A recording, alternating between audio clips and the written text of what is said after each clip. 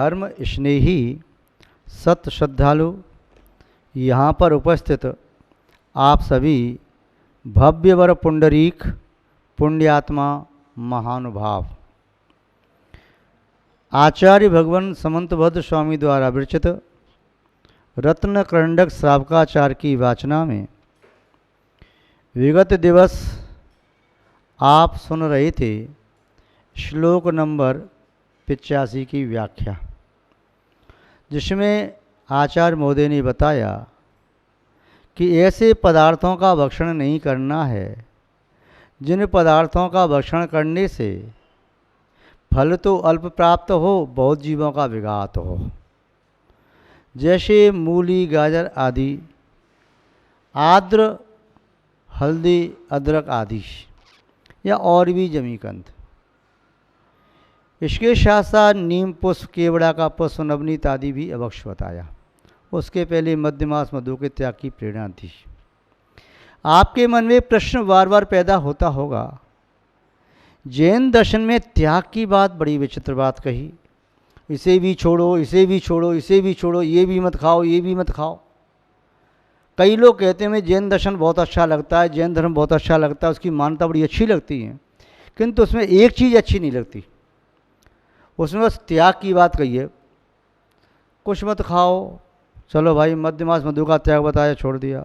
अब ये फल भी मत खाओ क्योंकि ज़मीन के नीचे रहते हैं, इन पर सूर्य का प्रकाश नहीं जाता, ये जमीकंद है, इसमें बहुत जीव पैदा होते हैं। कभी कहते हैं रात में मत खाओ, कहीं कहते हैं अनछना पानी मत पियो, कहीं कहते हैं ये वस्तु 24 घंटे के बाद की होगी तो अवश्य हो गई, ये बासा है। ये त्याग की बातें थोड़ी सी विचित्र लगती हैं, वैसे हमें जैन दर्शन बहुत अच्छा लगता है।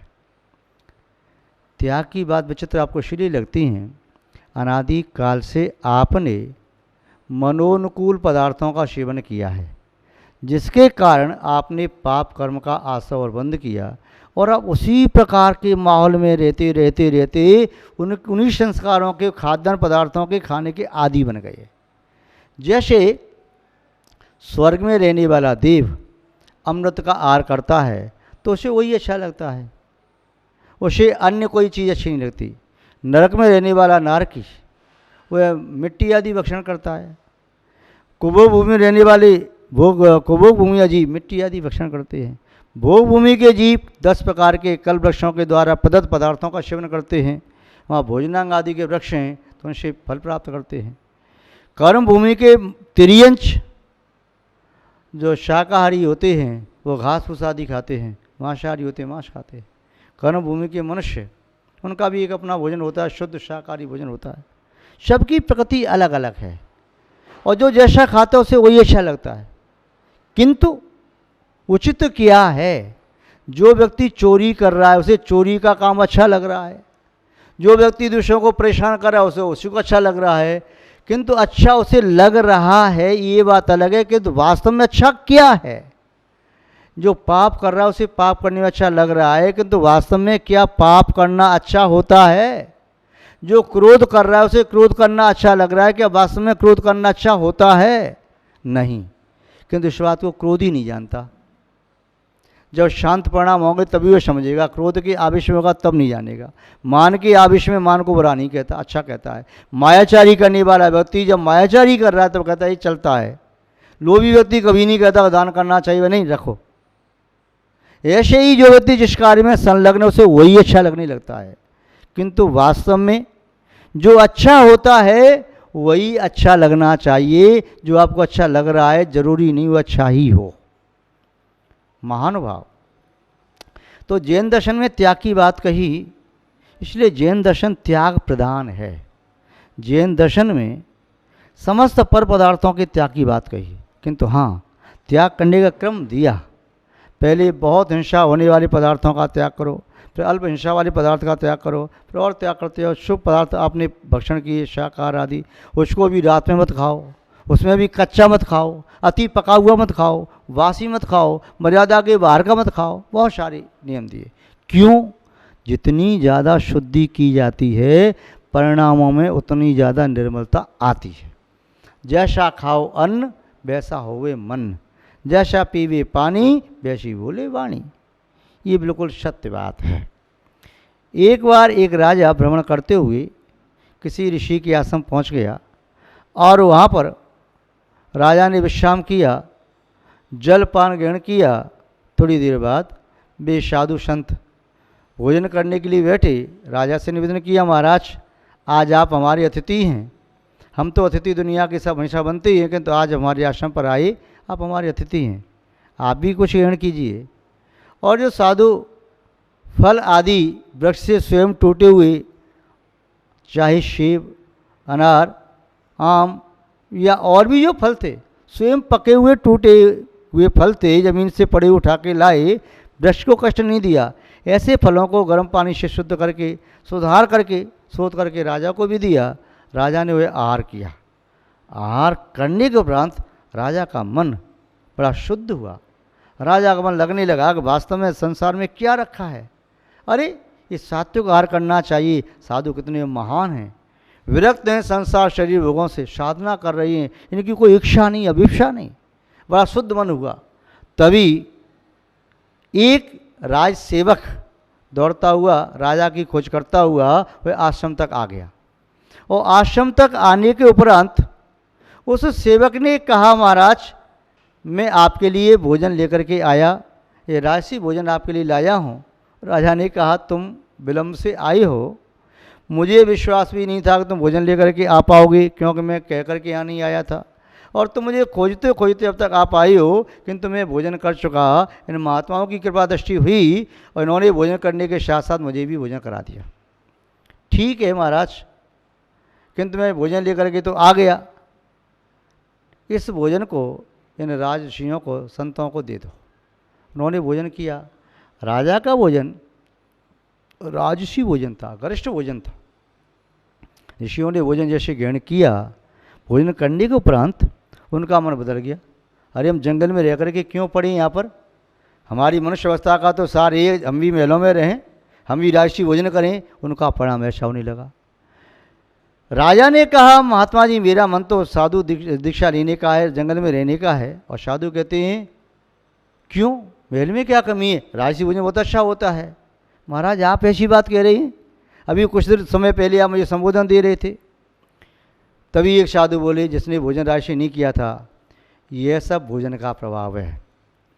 राजा ने जो यहाँ के फल आदि खाए, शुद्ध प्राश से भोजन किया, उसका मन शुद्ध हुआ। और जिस साधु तपस्वी ने राजसी भोजन कर लिया, राजपिंड का त्याग होता है साधु के लिए। साधु राजसी भोजन नहीं कर सकता, अन्यथा अपनी साधना से च्युत हो जाएगा। तो जिन्होंने राजसी भोजन किया है, इसलिए उनके परिणाम विकृत हुए। सिद्ध होता है कि उधर में जैसा जाता है वैसा प्रभाव दिखाता है। खट्टा मट्ठा पीने से खट्टी डकार आती है, और मीठा दूध पीने से डकार भी मीठी आती है। प्रभाव पड़ता है, उधर में जैसा जाता है वैसा ही वो अपना प्रभाव दिखाता है। न केवल उधर और आंतों तक, न केवल वे इस उदर में ही, अपितु तो इस शरीर के प्रत्येक अंग में, यहाँ तक मस्तिष्क के चिंतन को भी बदलता है। वह जिव्या की प्रवृत्ति यानी वचनालापों को भी बदलता है, और शरीर की प्रवृत्तियों को बदलता है। जो व्यक्ति गंदा भोजन करते हैं, तामसी भोजन करते हैं, उनकी प्रवृत्ति तामसी हो जाती है। राशि करते हैं, उनकी प्रवृत्ति राशि हो जाती है। जो सात्विक करते हैं, उनकी प्रवृत्ति सात्विक ही रहती है। तो जैन दर्शन में त्याग की बात कही है। आप कह रहे जमीकंद आदि क्यों नहीं खाना चाहिए, क्योंकि उनके पास तक सूर्य की किरण सीधी पहुंच नहीं पाती। ये सूर्य की किरण नेचुरल सैनिटाइजर है। ये जहाँ तक जाती हैं, शरीर में भी जाती हैं, तो ये सूर्य की किरण शरीर में जाती हैं, तो ब्लड में विद्यमान जो रक्त कणिकाएँ हैं, उनमें विटामिन डी अपने आप पैदा होता है। यदि सूर्य की किरण न मिलें तो पांडु रोग हो जाए, विटामिन डी की कमी आ जाए, और भी बहुत सारे रोग मिल जाएं। इसलिए भारतीय संस्कृति में भोजन जो बनाने की बात कही, कुकर में भोजन बनाने की बात नहीं कही, कढ़ाई में, जिसमें हवा लगना चाहिए। और ऐसे बर्तन जो नेचुरल हैं, मिट्टी के बर्तन हों या शुद्ध धातु के हैं, चाहे शुद्ध धातु आपका पीतल है, चाहे कांसा है या लोहा है या तांबा है, किंतु मिक्स धातु नहीं, एल्युमिनियम नहीं, या अन्य प्लास्टिक आदि के बर्तन मिक्स करके उसमें बर्तन में सामान नहीं रखना चाहिए। महानुभाव, तो यहाँ पर जैन दर्शन में त्याग की बात कही। अब फिर यहाँ त्याग की बात कह रही हैं। पहले बताया कि बहुत जीवों का घात करने वाला वह भोजन अभक्ष होता है। फिर बताया जमीकंद आदि जो बहुत से सब्जी का घात करने वाला वह भी अभक्ष होता है। फिर बताया मध्यमास मधु जिसमें 10 जीवों का घात होता है वो अभक्ष होता है। अब यहाँ और बता रहे हैं 86 नंबर के श्लोक में, यदनिष्टम तदवर्तई द्यचानुपशे में तदपि जय्यात अवसंधि कथावृति विषयाद्योग्याद व्रतम भवति। आचार्य महोदय कह रहे हैं यत अनिष्टम तदव्रतये, विवेकी व्यक्ति को, सदग्रस्त को, अणुव्रति को, प्रथमाधारी को, यद अनिष्टम जो उसके शरीर के लिए अनिष्टकारक है, जो उसके धर्म के लिए वादक है, जैसे स्वाध्याय संयम की हानि होती है, जैसे पूजा अर्चना सामयिक में मन नहीं लगता, ऐसे अनिष्टकारक आहार का त्याग कर देना चाहिए। यद अनिष्टम तद व्रतये, उसकी भी वृत्ति, उसे व्रत हो जाना चाहिए। जुकाम हो रहा है और फिर भी ठंडे पदार्थ का सेवन किया जा रहा है, वह ठंडे पदार्थ का सेवन करने से जुकाम और बढ़ेगा। जो शीतल पदार्थ हैं जिनका सेवन ग्रीष्म काल में किया जाता है, यदि उनका सेवन शीतकाल में किया जाएगा तो उसकी प्रकृति के विरुद्ध है। वह यदि खीरे का जूस पिएगा सर्दी में नींबू निचोड़ के गन्ने का जूस पिएगा, जूस कर पानी पिएगा, या दही खाएगा, या उसमें बूरा डाल करके उसकी वो बनाता है, श्रीखंड बना कर खाता है, जो ठंडे पदार्थ हैं, या ठंडा पानी पीता है, तो ये उसके लिए खाद्य पदार्थ अनिष्टकारक हैं, उसे छोड़ देना चाहिए। पित्त ज्वर का रोगी है, गर्मी बढ़ रही है, गर्म पदार्थ का सेवन करेगा और गर्मी बढ़ेगी। जिसका वातांश शरीर है, वात का प्रभाव है, तो वात के प्रभाव वाला व्यक्ति वह ऐसा भोजन करे से वात बढ़ी, जैसे माना उड़द की दाल है, भिंडी है, या चावल आदि है, तो उससे और वात बढ़ेगा। तो उस ये पदार्थ उस व्यक्ति के लिए जिस व्यक्ति की प्रकृति प्रतिकूल है, उस पदार्थ का सेवन करने के योग्य नहीं है, उसका भी त्याग कर देना चाहिए। यदि वह व्यक्ति अपनी प्रकृति के विरुद्ध आहार करता है तो समझना चाहिए अभक्ष का सेवन कर रहा है। तो यद अनिष्टम जो शरीर के लिए अनिष्टकारक है, वह धर्म ध्यान को नष्ट कर देगा, वह आपके स्वाध्याय को नष्ट कर देगा, संयम साधना को नष्ट कर देगा, आपके धर्म ध्यान को नष्ट कर देगा, संकलिष्ठता पैदा करने वाला हो जाएगा और शनै शनै शरीर को क्रस कर देगा। इसलिए अनिष्ट पदार्थ का सेवन नहीं करना चाहिए। यहाँ तक कि सीमा से ज़्यादा पानी भी अनिष्टकारक होता है। सीमा से ज़्यादा दूध पिया, जूस पिया, अन्न खाया, या कुछ भी लिया अपनी मर्यादा में लेता है, मर्यादा में तो किया गया गरिष्ठ भोजन भी वह उसके लिए साधना में साधक बन सकता है, मर्यादा से ज़्यादा ग्रहण करता है तो साधना में बाधक ही बनता है। यद अनिष्टम तद्वत्ते यच यद्दच्चापनुपशे भी में तद भी जय्यात।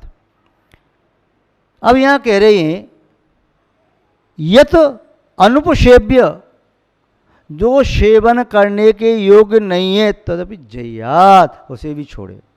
लोक व्यवहार में जो सेवन करने के योग्य पदार्थ नहीं हैं, राग में संलिप्त होकर के उनका भी भक्षण न करे।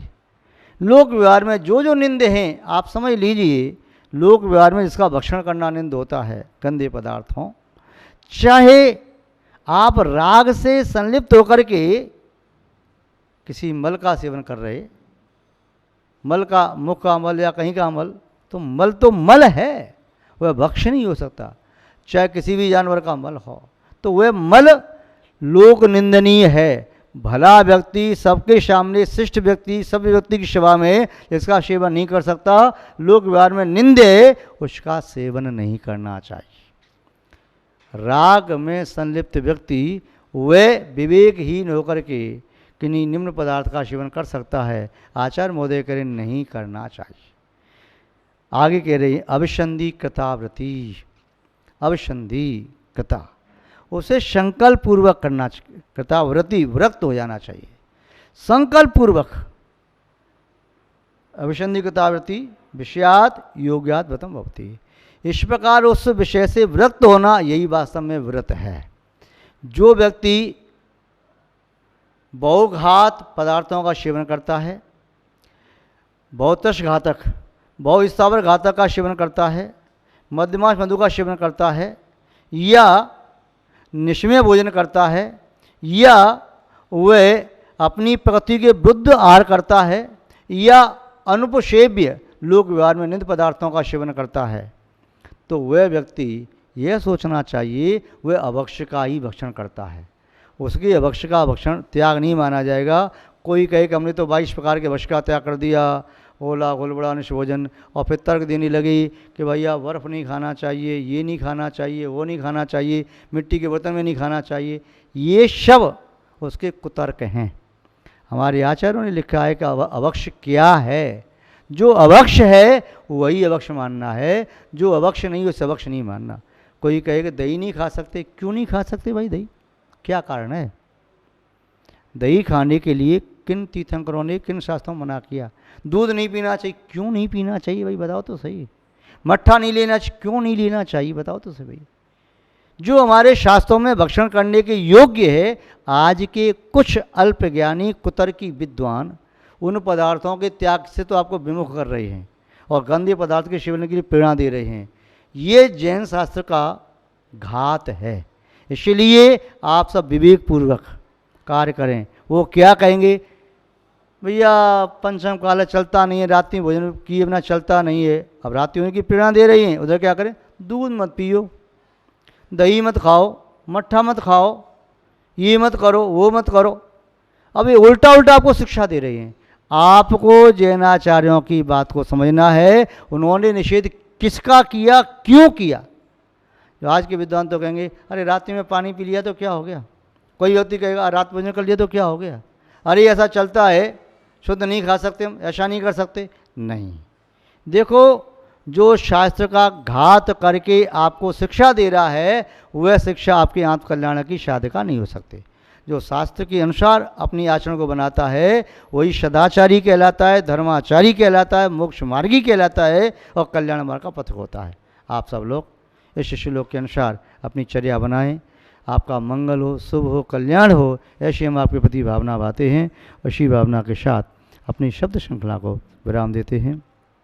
जय बोले श्री शांतनाथ भगवान की, परम पूज्य आचार्य गुरुदेव श्री विद्यानंद महाराज की, अहिंसा में विश्व धर्म की।